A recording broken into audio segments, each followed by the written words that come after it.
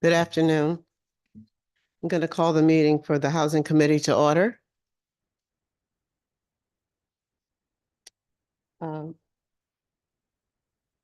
I'd just like to welcome everybody back. This is a short session, but it's going to be a busy session. We have a lot of work to do in a short period of time, but we will get it done. I'd like to welcome my new co-chair, Representative Khan, to work with in this session. I see the so welcome back. So are there any remarks from my co-chair, Ranky? Anyone? Just gonna say, welcome everyone, and I'm excited to work and get to work today. Thank you.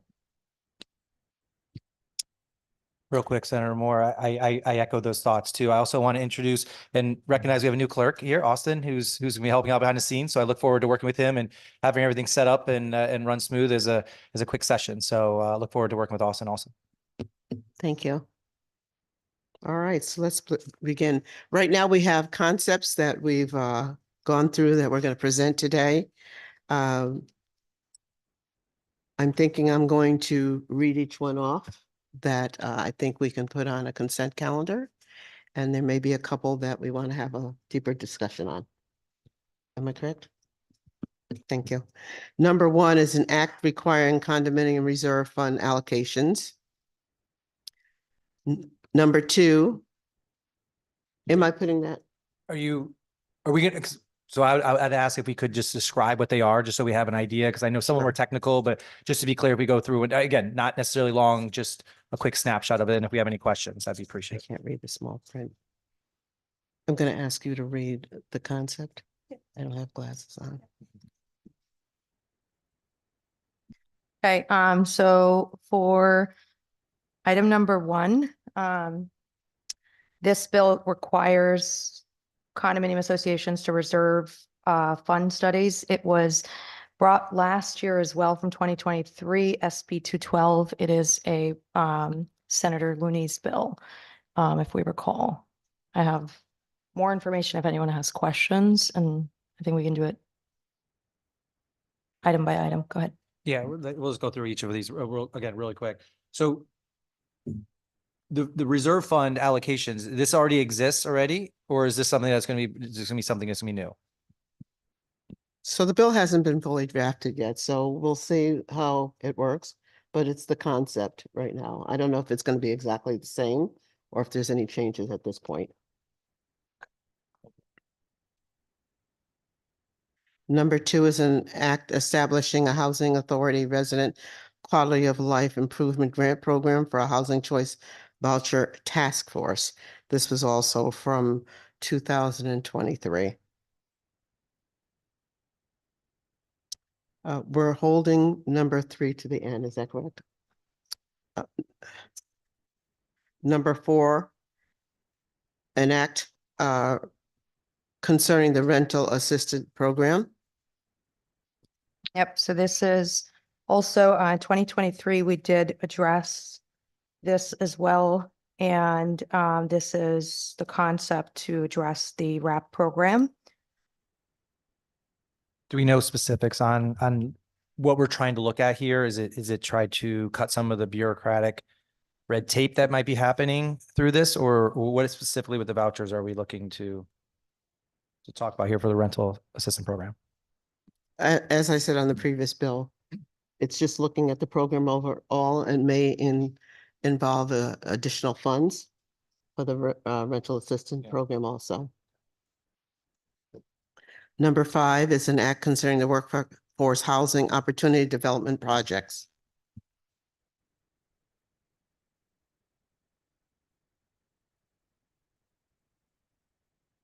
So this one, just concept, and I think we are looking for a couple fixes to see certain sections of the bill. That's what we have. Yeah, this one, I believe there were, some technical fixes in the omnibus bill from last year. I think there was a couple technical calculations that might have been slightly off that we just need to kind of readdress. I think that was brought to our attention at the time last year. I think this is the one. Yeah, I'm getting a nod. That's it. So it's really more of a technical change. Thanks. Number 6, we're going to hold until the end. Number 7 is an act appropriating funds for the security deposit guarantee program. Just how it sounds, appropriating funds, so looking for that concept to be raised. Do we have any idea of the number? I know we're going to be very tough this year and getting appropriations, or is there a number or anything that's believed at this point? We don't have a number at this point. Number 8 is an act concerning the Legislative Commissioner's recommendations for technical revisions to the statutes concerning housing. We do this one every year just to tighten up commas and dashes and other things. Number 9 is an act concerning the Housing Sustainability Fund.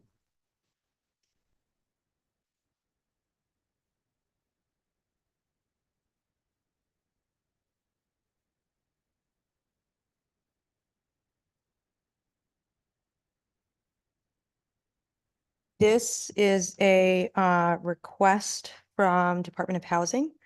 I think there is a program in there that no longer is funded, and so it's removing some of that language. Number 10, go ahead, I'm sorry. Through you, Madam Chairman, just a question on that. Similar to last year, we had a conversation about removing someone who serves in a position to oversee the housing trust fund. But then we were putting money into the housing trust fund. So that raised a big red flag for some of us. Is this position that would be eliminated effectively? Are we eliminating the fund as well? Or is the potential that we might be eliminating oversight for a program that may be funded later? Thank you for that question. I'm going to just ask our attorney. I believe that's the position. It's no longer relevant. Is that correct? From my understanding of the proposal is that it would remove provisions that are obsolete from the statutes because the program has no longer been funded and is, to my understanding, no longer in operation. Yeah, I appreciate that answer, and thank you, Madam Chairman. I just would be hopeful that when we draft the language that we do make it quite clear that that program is defunct and maybe eliminate its existence altogether officially, rather than to have the potential that that program gets funded in some other way without proper oversight in the future. So noted. Thank you. Number 10, an act concerning notice of rent increases. This is to look at a potential 60-day notice provision for rent increases. Thank you. Through you, Madam Chair. Is there a current law right now? I guess I'm trying to get clarity on, is there a date right now, or is there not one that we're trying to establish? I did try to look this up. We tried to look this up and it was not clear. So I'm just trying to see if there's any clarity on that. I believe there's no current legal requirement right now. Thank you. Senator Sampson. Thank you, Madam Chairman. I'm happy to support this concept today, but I do have some concerns about it. I think it doesn't take into consideration the way the process typically works. Generally speaking, if you have a lease, the lease has certain terms, including the amount of the lease, and there's a provision to notify the parties at the termination of the lease what happens next. I mean, that's just a natural part of any agreement that is based in time.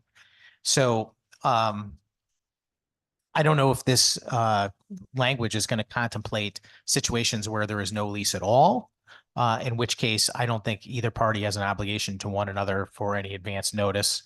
And if it does contemplate situations where there is a lease, I think it's just naturally addressed. Can you maybe tell me if this is coming from some specific request? Do we have a constituent concern? Is there something that has raised this as an issue? Well, we haven't drafted the bill yet, but it's a concern for me that people are evicted without any notice. So, Madam President, or Madam Chairman, sorry. This has nothing to do with evictions. This has to do with notice of rent increases is what was described. I'm saying that because often that not lack of notification can lead to someone being evicted. The lack of notification of a rent Right, increase. that they couldn't afford the rent. So I think we'll develop it as we move along. Understood. Again, I And mean, flush it out. we need to talk about exactly how leases are drafted and used in common practice so that we can understand the ramifications of what we're talking about. But happy to talk about it down the road. Thank you. Thank you. Number 11, an act concerning fees for residential rental dwellings. I believe this one gets rid of all the junk fees. That's the impetus for it. Yeah, just to get clarity, we were talking through screening, we did talk about junk fees. Can you just give me an example of one or two junk fees just so we can all understand what that term means potentially? I'll ask the attorney. Can you help us there? What might be considered a junk fee? I don't know that I can weigh in with an opinion on that. My understanding is that landlords in other jurisdictions may charge fees for certain services, and the committee is within its purview to review and pass laws concerning what fees a landlord might charge a tenant. Thank you. I would think we would want to craft something that is consistent across the board. Senator Sampson. And thank you, Madam Chairman. Again, I'm going to make no objection today about raising this for a conversation. Certainly, I think many of these issues deserve some transparency and discussion. But I'll just reiterate a concern that I have every time we meet as a housing committee, which is that, rental agreements are private contracts. They are private contracts between free citizens on both sides of the agreement, the property owner and the tenant. And that applies for residential, commercial, et cetera. And when we pass legislation, we are effectively limiting the freedom of both parties to engage in commerce of their choosing and to make decisions for themselves. And I understand that there is a desire to have the appearance that we're trying to benefit people that are in difficult circumstances or that are somehow on the short end of the negotiation. I can't be more clear in expressing my concern for the fact that when you limit people's freedom, you are limiting their freedom as well.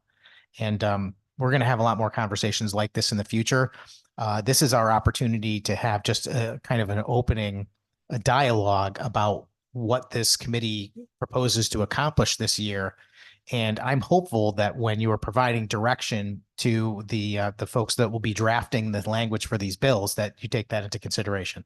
That would just be my simple request. Thank you, Madam Chairman. Thank you for your comments and consideration. Anyone else? Thank you.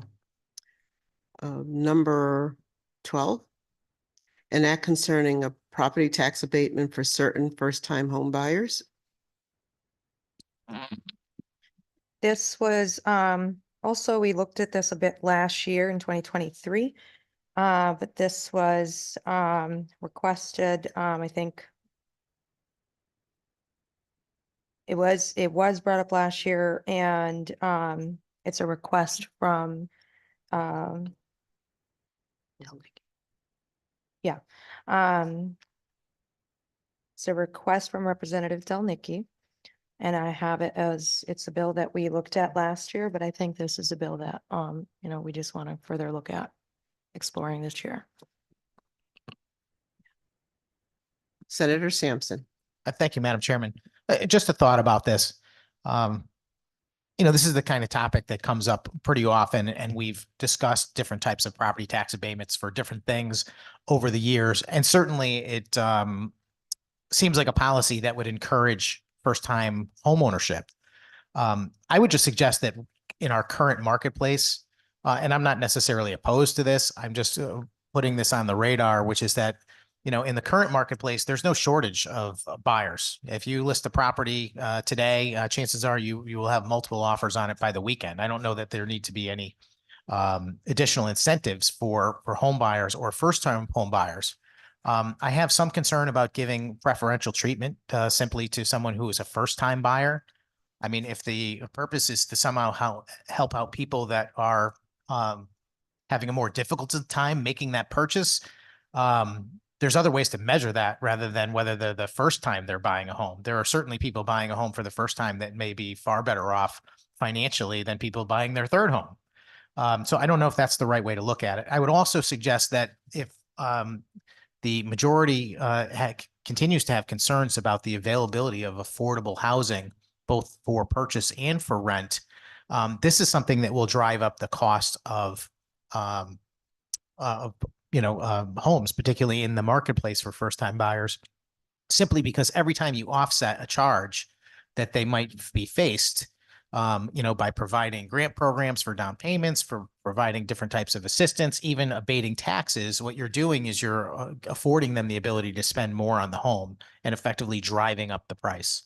And that's kind of a vicious circle, because once you start moving prices up with these types of programs, what happens is that becomes the new price, because homes are typically priced based on analysis of the market, either by the realtors involved and the appraisers that work for banks, who ultimately base the value of homes based on prior sales. So I want to just throw in at this early stage in our deliberations, when we're talking about these bills, if your focus is on affordable housing, you might want to avoid things that are going to drive up the cost of housing. Thank you.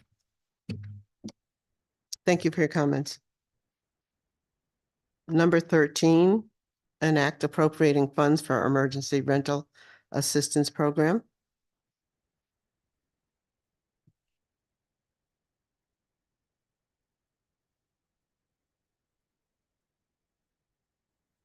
Okay, so I believe this is the one that we're talking about to address some of the homelessness issue. And if there was a question in regards to the funds, that's something that will address the amount, but this is to address that. Yeah, Madam Chair, this is something that we addressed last year a little bit. We did pass that $50 million out of this committee last year. Obviously appropriations did not supply us that amount of money. We only, I think, got $5 million. They're coming back asking for more based on the numbers going up. One of the big things I've talked about with all the providers and the people on the streets is that we just need to continue to keep showing how those dollars are spent. Let's just make sure we have oversight on those dollars and make sure they're being properly spent. It's a lot of money they're asking for. And as long as we have those dollars and we have justification that the dollars are spent properly, I think we can get behind a lot of that. But that's just to make sure that we're doing that. So everything we're doing here, that's whatever that dollar amount ends up, let's just make sure we have that oversight to make sure those dollars are getting spent correctly. Thank you. Senator Sampson. Thank you, Madam Chairman. I would just add to that and say a key ingredient for this for me would be to have a legitimate study done, or some data that indicates, some information about our homeless population, whether this is a year-round homeless population, whether it fluctuates, how many folks are actually considered homeless. Because I know there are a lot of different ways to measure that, and there are a lot of different definitions, and it's a kind of a fluid thing. And simply throwing money at it is not necessarily the answer. I'm not opposed to providing assistance for people in need, but I think we should know how that money is spent. And I'll reiterate the concerns of my colleague that, oversight is absolutely key when you talk about something like this. We're going to hand over a lot of funds probably to some sort of nonprofit agencies to deliver services. And I just want to make sure that that money is actually going to help people truly in need and not for some other reason. And the data is necessary for us to know that. So I'm hopeful that when the time comes that these bills are going to be debated and discussed, that we've got that information by then. Often we pass legislation without having a single complaint made or a single bit of real information to go on. And I'd like to avoid that this time. Thank you. Yes. Thank you, Madam Chair. So definitely, I do see this concept as a key component to this actual committee. There's a lot of data that I've seen recently, and hopefully we get that data out to the committee as well. Majority of this, in the data I did see, is majority of the people that actually work for these actual, nonprofits and these 2-in-1s don't make sufficient amount of money, so they to become homeless and put back in that atmosphere in the chain reaction. So I definitely support this one. So thank you so much. Thank you, Representative. Moving on to the next. Number 14, an act concerning renters in common interest ownership communities. So this bill would look at expanding properties that are eligible for historic rehab tax credits for certain condominiums. Oh, I'm sorry. I moved on to, my bad. Wait,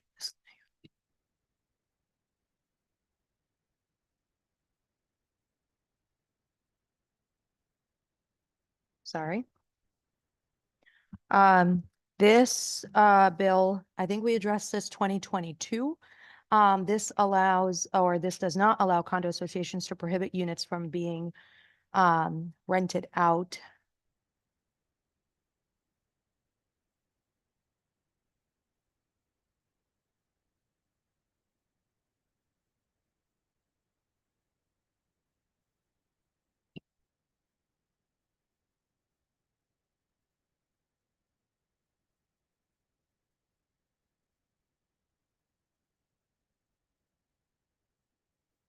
Oh, can I have my attorney help with that one?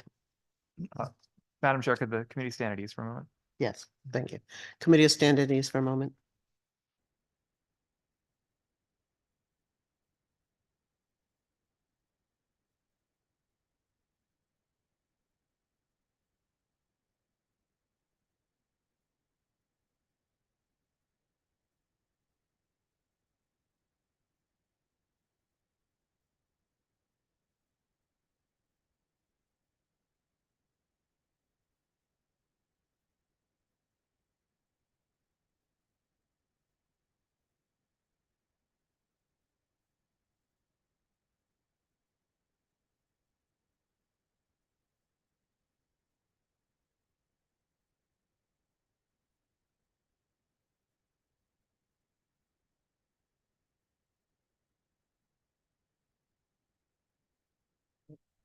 Calling the meeting back to order. Okay, so this addresses the percentages of renters allowed in a condo. And I believe the one in 2022, the percentage we were specifically looking at then was for it to be 50%. Real quick, again, just clarity, and I think Representative Weir wants to talk also, but what percentage is it currently now? Just so we have clear, there's no percentage? Is that, or is there, what percentage is it right now? Yeah, we don't have a required percentage at the moment. Okay, so we're trying to make a requirement that a or condo owner can't rent out, 50% of the people can't rent out their The properties. maximum, the ceiling would be 50%. So at least 50% of the people couldn't rent it out then, yes. At most, At most, yeah. 50% would be Okay. renters.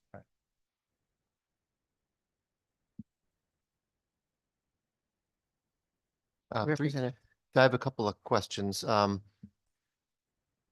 guess having owned a condo in the past, when you purchase a condo, a lot of this information is available in the bylaws, and the bylaws and the rules and regulations of a condo or common interest community are determined by an elected board of directors made up of unit owners. So I'm concerned that when the unit owners get together and determine how they want to live as a community, that we would interfere with that. It may, change from one unit, the condo complex on Main Street may have different rules than the one down the street on another street. And as far as I'm concerned, that's their right. All those bylaws are in full disclosure for buyers, owners. And so, when you're buying into something, you would have that full disclosure before you buy in. And for somebody living there currently, you have the opportunity to weigh in at those board of directors meetings. Those meetings are open to residents to express their interest. If they don't like it, they can run for the board and they have even more influence. So I just want to make that statement. And the question I would have is, do we have a specific complaint, or where is where is this coming from? Where is this concept coming from? Through you, Madam Chair. Thank you. I believe we had this up in the last session. But I think we'll hear more from both condo owners and residents to make a judgment if we decided to go beyond drafting the bill and it gets moved. Until we draft it, we won't have a lot of information on it. Because it is a concept. But just as a point of clarification, we don't have we're bringing it up this session because we brought it up before, but we don't have something. Well, we haven't drafted, excuse me, I don't mean to interrupt you. We haven't drafted the bill. It came out of concern. I don't have in front of me what the public hearing was when we had it last time, but we'll hear more about it. I'm quite sure we just didn't create something based on not having a complaint. I believe when it was brought up in 2022, it was brought up because of a constituent complaint. And so a member brought it up again this year. So we're looking at it. Senator Sampson. Thank you, Madam Chairman. I almost don't have to say anything. I think my colleagues pretty much covered my concerns here. But I just want to reiterate that this is another direct violation of the freedoms of the people we represent. The way a common interest ownership community works, the way a condo works, is that they are self-governed. They elect members from within their community of unit owners to make policy for their association. It's a private agreement and they are self-governed. It would be like the federal government coming into the state of Connecticut and telling us, how to run this meeting. And it's just inappropriate. I haven't heard a description of a purpose. I heard that potentially there was a constituent concern at one point that we can't identify. But can I ask what the reason why we're doing this bill is? Can someone describe for me why this is a good idea, why this is a bill that needs to be drafted? Through you, Madam Chairman. What I would say, if you disagree in having it drafted, that you vote no against it for now. That's why we're here. It's a concept. If you don't think it's of value to draft, that's the only thing I can offer you right now. It did come up in 2022. It was a Senate bill. I don't recall what was a part of that bill. I wasn't on housing in 2022, but we can do that legwork. Thank you for that response, Madam Chairman. I do know that I have the ability to vote as a member of this committee. I was hoping that you might make an argument, since this agenda was crafted by the chairs and it is your desire to move these items forward to be drafted into legislation, which we will debate and potentially become law. I don't think it's too much to ask on any one of these what the motivation is or how this is going to improve the lives of the citizens of Connecticut. And so I'll reiterate my question, and you don't have to answer it, but I would like to know a good reason why we would deprive the unit owners of their right to make their own decisions, how to run their condominium complex, and dictate to them what those rules might be, especially rules that sound to me like they might be extremely unfair across the board. If you are a unit owner that purchases on Monday, you might be able to rent your unit, but if you are somebody who buys a unit on Friday after the threshold changes, you might not be able to. That seems like kind of going overboard for a state policy that would be interrupting what's already working as, a self-governed complex with their own rules, regulations, and contracts that have been in place for decades. And that's all I have to say about it. Thank you, Madam Chairman. So just for point of information, not only do the chairs, the rankings also have input on what we bring forth today. So we all have that opportunity to say yay or nay on that. I carry everybody's importance in the meeting, whether it's a ranking or it's the chairs, on how they feel about bringing any of this forward. So thank you. I appreciate that, Madam Chairman. And I don't mean to disagree, but I don't believe I have the ability to add items to this agenda without your consent, but you certainly do. I'm not going to debate the power of the chairs and the rankings, because I've tried to work that and been open about everything that I've been involved with my chair. So thank you for your comments, sir. I have no complaints, Madam Chairman. I appreciate where we're coming from, but I just would like to make sure that for the record, the people understand exactly how our process works. And the chairs control the bills that make it on an agenda, whether they are ever drafted into language, whether they ever get a hearing, whether they ever get a vote. And the ability for the minority to be able to vote on these items is certainly acknowledged and appreciated, but we don't make those other decisions. That falls with the chairs. Well, thank you for that comment, sir. Moving on to number 15, an act establishing a task force to study implementation of rental savings accounts. Yep. So we addressed this last year as well. It's just a task force to study, what the fiscal impact would be and what other impacts would be of having rental savings accounts. No questions? Thank you. Number 16, an act concerning the standardization valuation of affordable rental housing. This, I believe, is also a Department of Housing request for technical changes to existing statutes. All right.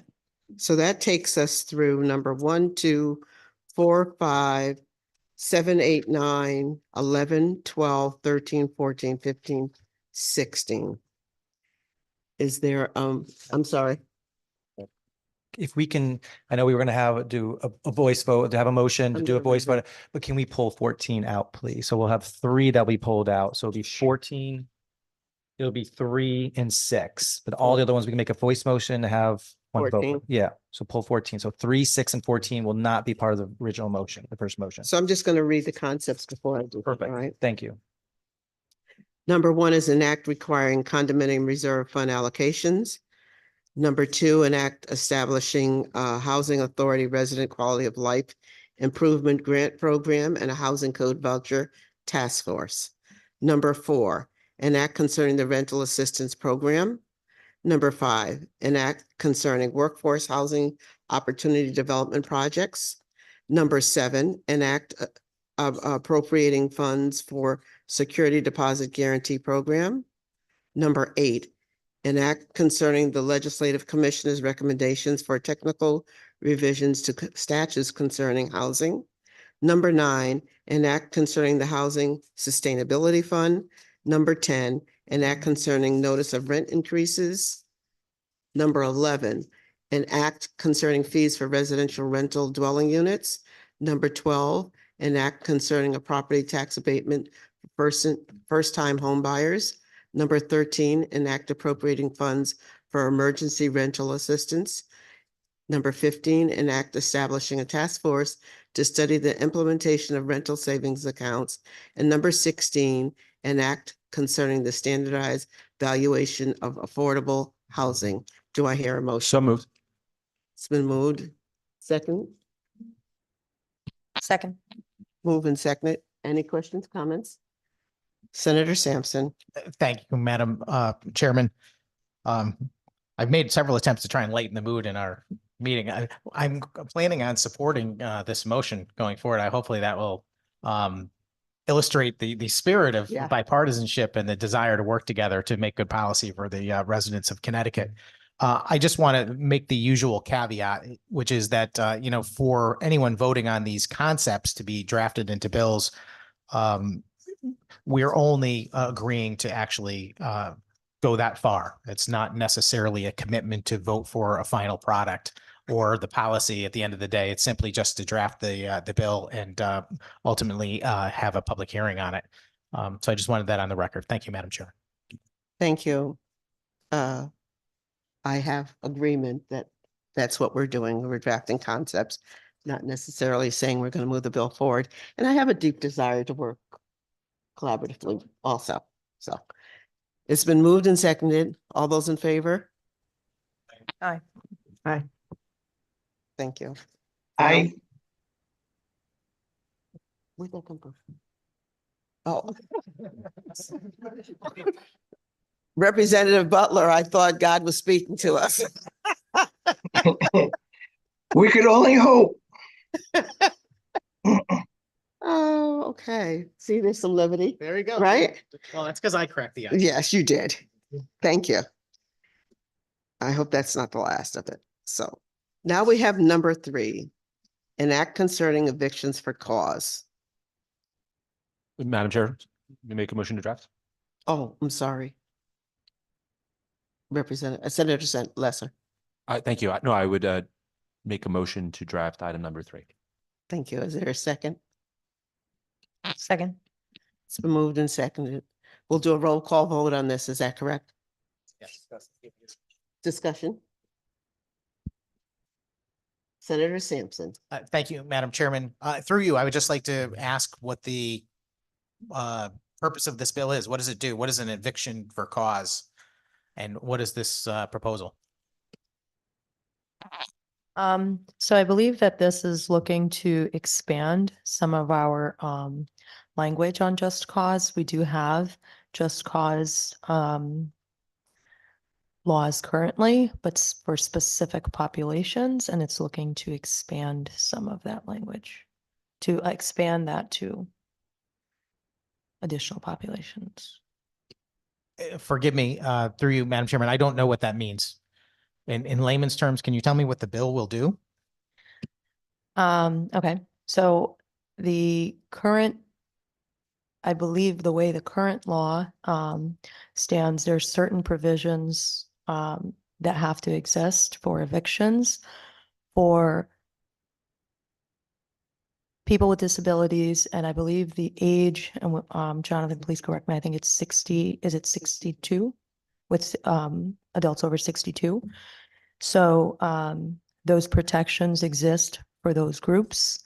This bill this year specifically is looking to expand that to all groups, to anyone. So that same language, but that same protection, but to all groups. Thank you, Madam Chairman, and through you to the representative. I'm not understanding what protections. I understand you're trying to expand certain protections to folks that are not in the current group, but I don't know what those protections are. This bill is expanding just the groups that we're targeting to anybody, but the protections are what currently exist as per current law. So it's not expanding protections, it's just expanding the language around the groups that are targeted. Thank you. I appreciate that. It's just what I'm asking is what the protections are. So that you're asking the current law. Well, Or just cause. I'm not asking what the current law is. I'm asking what new protections are going to be created by the bill that's in front of us. And you're explaining to me that these protections exist for some other folks, but I don't even know what protections we're talking about. Yep, the protections are laid out in current statute. That's what I'm saying. The protections are in current statute. We can kind of go over what those are if you'd like, but the protections are not being addressed necessarily through this for this year. It's just the population. I don't mean to belabor the committee's time or anything like that, but I'd like to know exactly what this bill does, and I'm still at a loss. So if there are going to be a proposal drafted that expands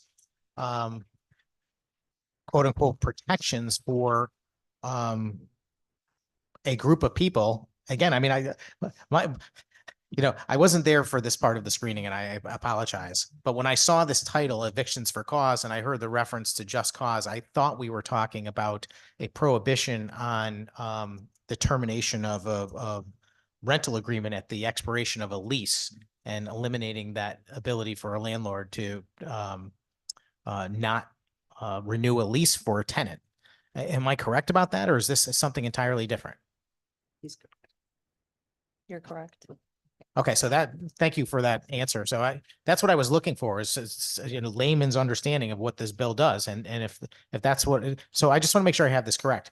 This bill is going to suggest that going forward, if you are engaged in a rental agreement in the state of Connecticut, if we adopt this type of policy, when you as a landlord rent your property to a tenant, you will have to continue renting to that tenant forever until the tenant decides otherwise. Even if you sign a 1-year lease agreement and your intention is to move back into the property yourself, maybe at the end of the year, you'll no longer be able to do that. Is that correct? Through you, Madam Chairman? not necessarily forever, but with reason. That you must disclose why you're ending the contract with someone. And you're right, that right now it's 62 and people with disabilities and that are a protected class. But we want, I believe this bill is addressing people other than those two classes be given the same courtesy of knowing why they're being, their contract isn't being continued or their lease. Thank you, Madam Chairman. I just want to make sure that we're talking about the same thing. A moment ago, you said that we would be prohibiting people from terminating a lease at its expiration point and reclaiming the property as the property owner. And now you're simply saying that this is about providing notice to the tenant why the landlord would not be renewing the lease? When it's drafted, I think it might be a combination of both. Okay, because That's those, the concept right now of making sure that someone who is not in a protected class right now knows why they're being evicted. understood. Well, I guess I will look forward to the language. I would love to be a participant in that process if we can work on that. You're always welcome. Yeah. And, well, I would like to test that. And I'm going to vote no on this item on the agenda today, just because of, some of the things I've already stated in this meeting, which is that, these agreements are private contracts for both parties. And we're talking about free citizens on both sides of that contract, and they have the right to negotiate the terms. You don't, just like anything, if we go into a store to buy something, that's a contract. I'm going to pay, a few dollars for this item and they're going to give it to you. And that's the same thing with housing. If you don't want to enter into an agreement, then don't enter it. If you don't want to enter an agreement for a 1-year term lease because you're not sure what's going to happen on the day that lease expires, then you should try and negotiate that in advance. That's how our private contracts work. That's how America works, Madam Chairman, that we live in a free country where people are able to exercise their freedom to negotiate the terms. And I know that these bills are drafted with this idea that we're somehow going to benefit tenants. And I think that's a bad thing to do. I have just as much consideration for tenants as the next person does, but I also have consideration for the property owner as well.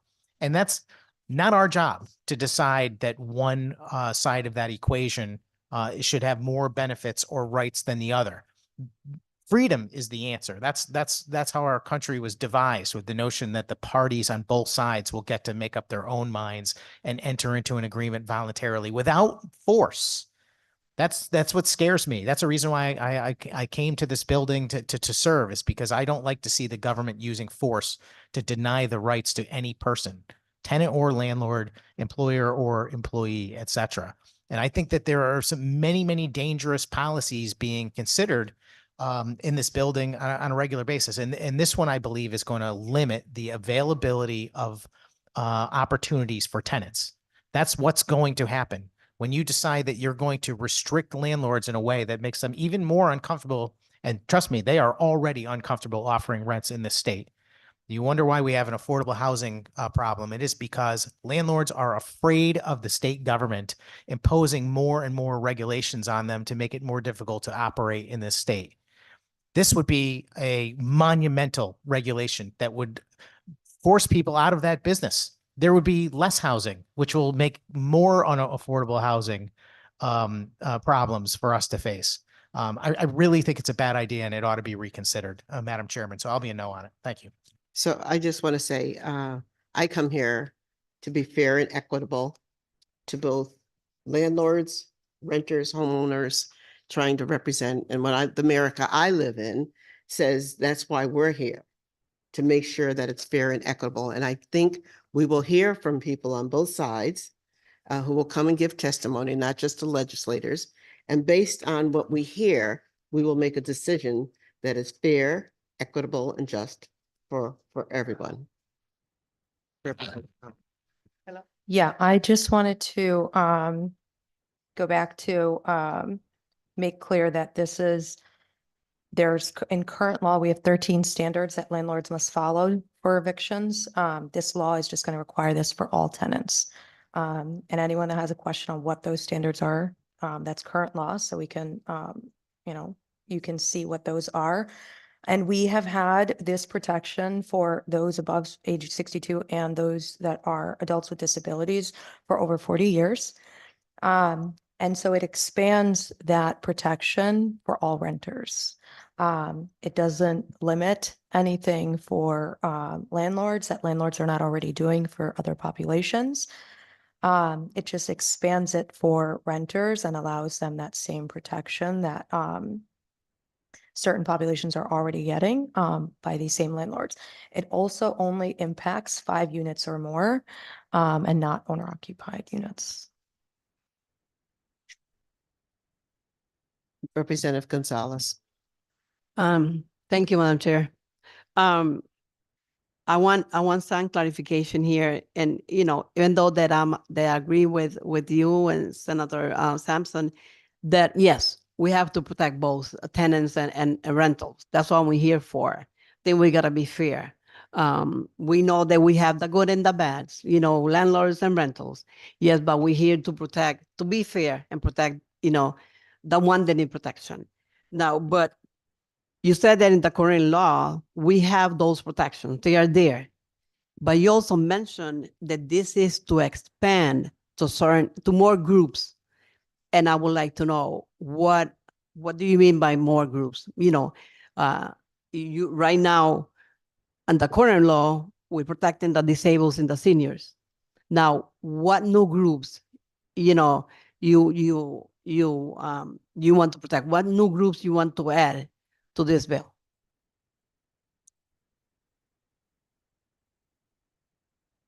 I apologize, I had said groups, but it expands it to all renters, This is for all rentals. all renters. Okay.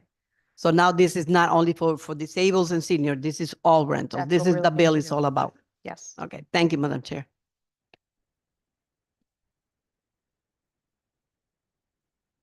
And just to clarify, all renters in units 5 or more, not owner occupied. Representative. Thank you, Madam Chair. Just to be brief, I share some of the same concerns that Senator Sampson and Representative Gonzalez brought up.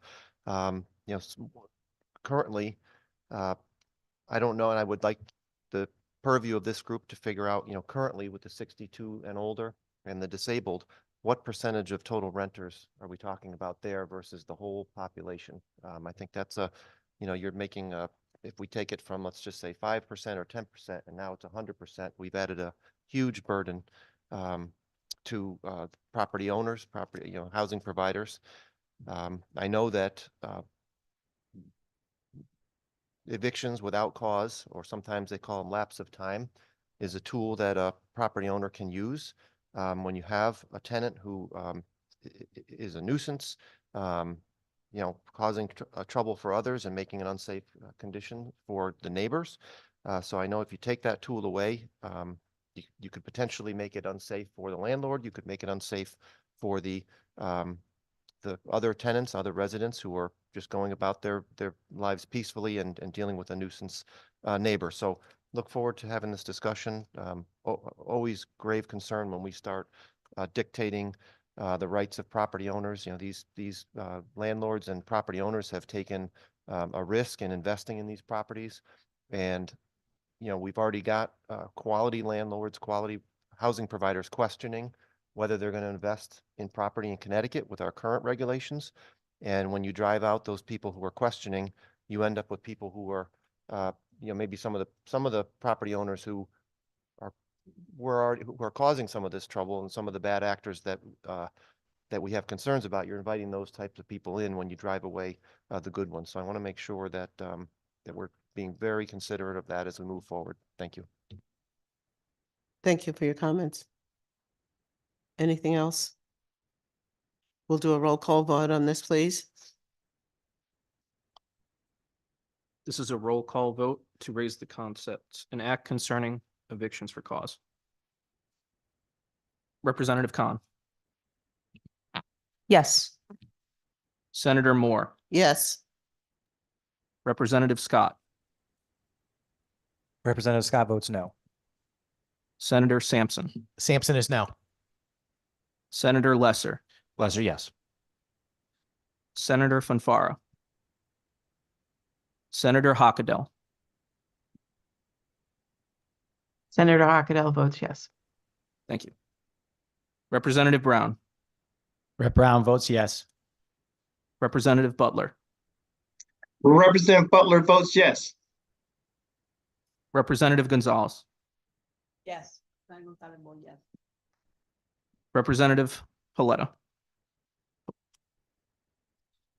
My apologies, Representative Roberts, Representative Roberts votes yes. Representative Paletta. Representative Weir, Weir is no.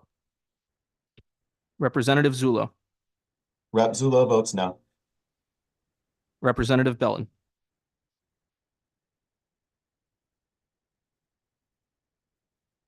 Thank you. We'll be keeping the votes open until what time? 3 p.m. Thank you. Thank you so much. You're welcome. Number 6, an act concerning housing authority jurisdiction. Is there a motion? So moved. Motion, second? Second. I think it's moved in second. Comments? Thank you. Yeah, if we could just get a clarification, I believe this is one of the ones that have come up from years past. If we just get a clarification, we haven't gone through this one yet in terms of what this concept is about. I appreciate it. I've actually, both in the last session and this session, spoken to housing authority directors who want to be able to develop low-income housing outside of their town that they're in. And that's the whole gist of the bill. So this is similar to what we've seen in year past. So this is not anything, a new concept or changed concept. What I received from the proponents, they didn't have many changes in it, but it's basically what they've asked for in the past. Thank you. We'll do a roll call vote on that. this is a roll call vote for an act, excuse me, to raise the concept, an act concerning housing authority jurisdiction. Representative Khan, Yes. Senator Moore, Yes. Representative Scott, Representative Scott votes no. Senator Sampson, Senator Lesser, Senator Lesser votes yes. Senator Fanfara, Senator Hockenell, Senator Hockenell votes yes. Representative Brown, Representative Brown votes yes. Representative Butler, Representative Butler votes yes. Representative Gonzalez, Representative Gonzalez vote yes. Representative Roberts, Representative Roberts votes yes. Representative Paletta, Representative Weir, Representative Zulo, Rep. Zulo votes no. Representative Belton,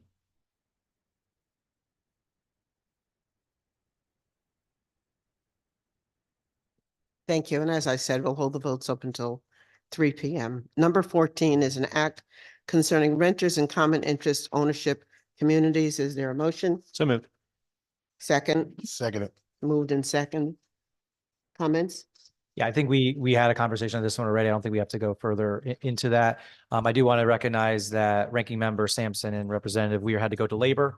So they said jump out to that meeting for that. So that's why they're not here to be voting now. But I think we've talked about that. We can go straight to vote. Thank you. We'll do a roll call vote. this is a roll call vote to raise the concept, an act concerning renters and common interest ownership communities. Representative Khan, Yes. Senator Moore, Yes. Representative Scott, Representative Scott votes no. Senator Sampson, Senator Lesser, Senator Lesser votes yes. Senator Fanfara,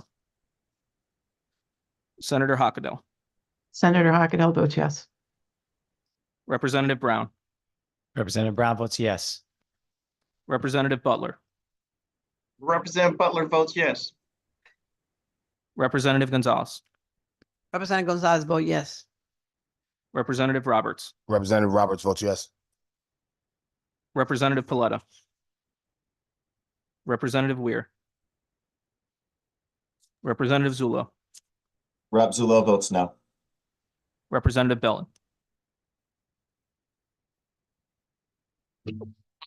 Thank you all. We'll recess the meeting until 3 p.m. Thank you.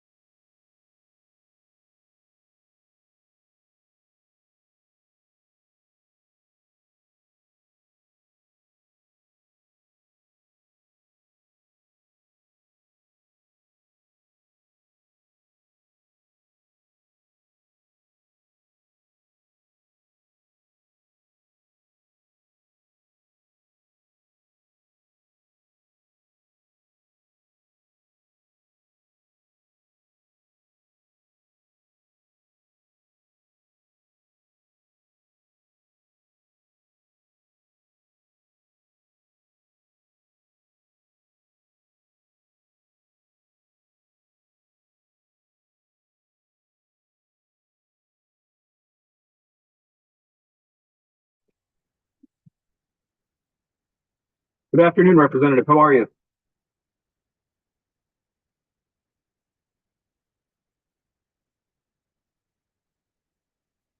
Hello.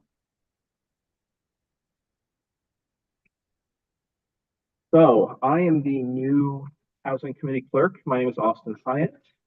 Nice to meet you virtually. Hi, Uh, Austin. Nice to meet you as well. I'm a very new member of the legislature, so I am. I think we've met before. I used to sit in the fishbowl near your office, I think. okay, your face does look familiar. Right. Well, congratulations on your new position. Thank you. Yeah, right near Devon. But no, I appreciate that. So the concepts that had a roll call are, do you have a copy of the agenda by any chance? I do not. So these concepts are just being raised, all of them, right? Exactly. Oh, So only 3 of the 16 concepts were given a roll call vote. Would you like me to read them off? yes, please, Okay. if you don't mind. Nope. The first concept on a roll was the third one on the agenda, an act concerning eviction for cause. And how do you vote? Yes. Thank you. Next one was number 6 on the agenda, an act concerning housing authority jurisdiction. Yes. You vote. Thank you. And the last one was number 14, an act concerning renters in common interest ownership communities. How do you vote? Yes. Right. That's it. Everything right. else was put on consent calendar. So All right. Thank you, Austin. thank you, Representative. Good to see you. Good to And see you too. looking Take forward care. to working with you this year. Me too. Bye-bye. Bye.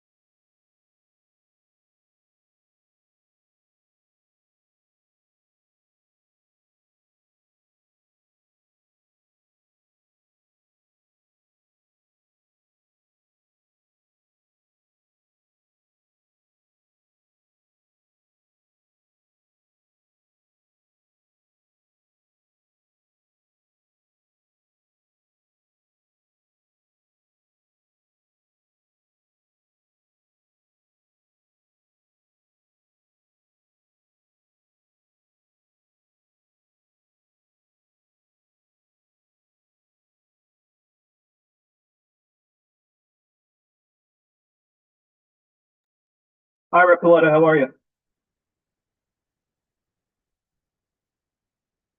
One second. Sorry about that.